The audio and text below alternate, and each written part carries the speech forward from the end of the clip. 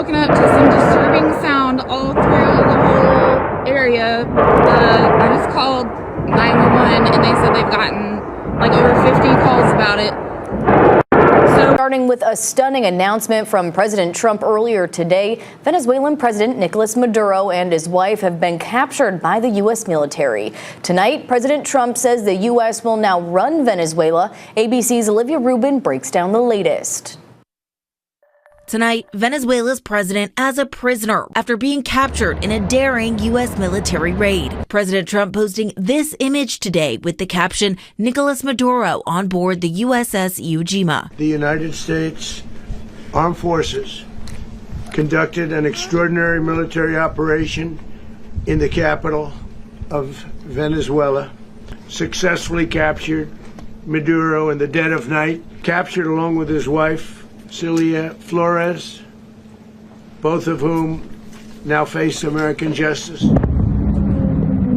Multiple explosions and low-flying aircraft were heard around 2 a.m. local time in the Venezuelan capital of Caracas, the president watching from Mar-a-Lago. In total, more than 150 aircraft, bombers, fighters, intelligence, reconnaissance, surveillance, rotary wing were in the air last night. For weeks now, the U.S. had been ramping up pressure on Maduro, seizing 2 U.S. oil tankers and deadly military strikes on alleged drug boat smugglers. In a new indictment, Maduro and his wife charged with drug crimes and conspiracy. Maduro and Flores have been indicted for their campaign of deadly narco-terrorism against the United States. Maduro accused the U.S. of mounting a months-long pressure campaign to force a regime change and to gain access to its vast oil reserves. He has also denied having any ties to the drug trade. President Trump saying the U.S. will now be running Venezuela until there can be a transition of power. We're going to make sure it's run properly. We're going to rebuild the oil infrastructure, which will cost billions of dollars. It'll be paid for by the oil companies directly.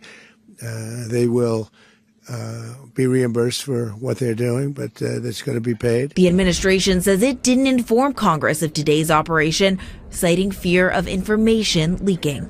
Olivia Rubin, ABC News, New York. Mass protests in Iran now entering a 6th day in a row. Thousands are taking to the streets over a spiraling economic crisis there. President Trump, meantime, posting a stark warning to Iran's leadership early this morning, saying if the regime kills peaceful protesters, the U.S. would intervene and that American forces are locked and loaded. Lucas Tomlinson is in West Palm Beach, Florida, with the very latest strong words from the president this morning. Lucas. Indeed, Julie. Good morning. These protests have been growing nationwide in Iran over the past 6 days and are now in at least 27 different cities, Julie. And as you mentioned, President Trump posting a stern warning to the regime just before 3 a.m. in Palm Beach. I'll read you the full text, Julie. It says, the president said, quote, if Iran shoots and violently kills peaceful protesters, which is their custom, the United States of America will come to their rescue. We are locked and loaded and ready to go. Thank you for your attention to this matter. At least 6 people have been reportedly killed in the protests this week. It started among shopkeepers and merchants in Tehran's Grand Bazaar. Students have now taken to the streets with truckers and bus drivers, protesting runaway inflation, a currency that has lost 40% of its value since Israel launched its 12-day war against Iran, supported by those American B-2 bombers, stealth fighter jets, and Tomahawk cruise missiles from the guided missile submarine USS Georgia. Iran's Secretary of its National Security Council responding to Trump in a post of his own, saying, quote, Trump should know that American interference in this internal issue is equivalent to chaos across the entire region and the destruction of American interests. The American people should know it was Trump who started the adventurism. They should look after their soldiers. Here was President Trump earlier this week. I'm not going to talk about overthrow of a regime. They've got a lot of problems that are in. They have tremendous inflation. Their economy is bust. Their economy is no good. And I know that people aren't so happy, but don't forget, every time they have a riot or somebody forms a group, little or big, they start shooting people. The editors of the Wall Street Journal wrote late yesterday that the Ayatollah depends on oil revenue to keep his commanders loyal. If that oil revenue should be cut off, so too could be those loyalties. Julie? Lucas Tomlinson, live in West Palm Beach, Florida. Thank you very much.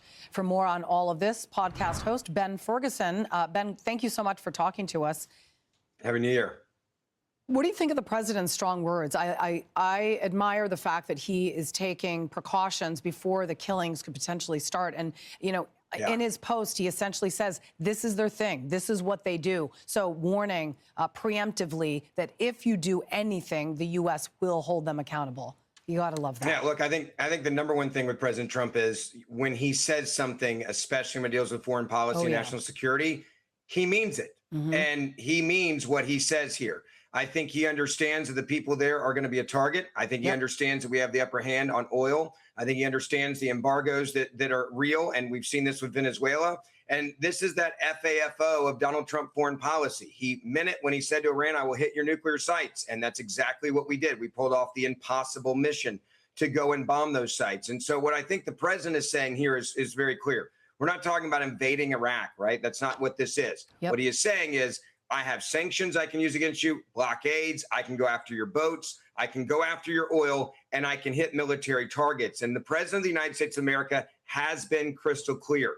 You don't mess with him. When he tells you there's a red line, he means it. Unlike Biden, unlike Obama, their red lines meant nothing to the world. Donald Trump's red lines clearly mean something, and you have a very quick history. You can learn just how serious he is. And I think Iran should listen up. Yeah. It depends on whether or not they're going to actually listen. We hope they do. The Wall Street Journal editorial board writing this, quote, the State Department is issuing messages in Farsi to Iran, but the Iranians risking their lives deserve meaningful support. This can mean restoring internet access when the regime cuts it off, unmasking regime thugs, and much more. Aaron McClain, retired Marine infantry officer, echoed that statement earlier today. Listen. As the president's own comments imply, words are probably not going to be enough. We've been down this road before. These protests tend to have tragic endings, and it may be helpful for the United States to take action in support of the protesters. All right, so he's talking about it may be important for the U.S. to take action. Does he mean preemptively before Iran gets a chance to harm protesters? What does he mean by that, you think? Look, I think there's a very good chance of that. I also think that what Donald Trump, his core policy with Iran is, this is a murderous regime. They want to kill Americans. They want to take on America. They've declared they're already at war with America. And so if that is the playing field, then we are going to be more proactive, the same way we were with the Iran nuclear deal. We're not even going to let you get any closer. We're going to go before him preemptively and take it off the table. I also think the president understands that's the way that you have a more peaceful ending and a peaceful resolution is if you go and you say, here's the line, you crossed it. We just did what we said we were going to do. Do you want to keep doing this? And that would destabilize Iranian's regime. Now, there's many on the left. They believe that Iran, if you go and destabilize, that's somehow bad for the Middle East. I disagree with that. I think they are a terrorist organization. The regime clearly supports state-sponsored terrorism. The attack on Israel is a perfect example of that. Iran was responsible for helping kill more American soldiers in Afghanistan and Iraq than any other nation. They were a safe haven for terrorist organizations as well. And so the president's saying this is an opportunity for us. You either play the right way and you make sure that others are safe. And if not, then I must take action. That does not mean invasion. I say that over and over again because the left is going to say, oh, Donald Trump's going to get us into World War III. No, he's not. Okay. All right. Thank you very much. We really appreciate you coming on. Happy New Year. Good to see you. Happy New Year.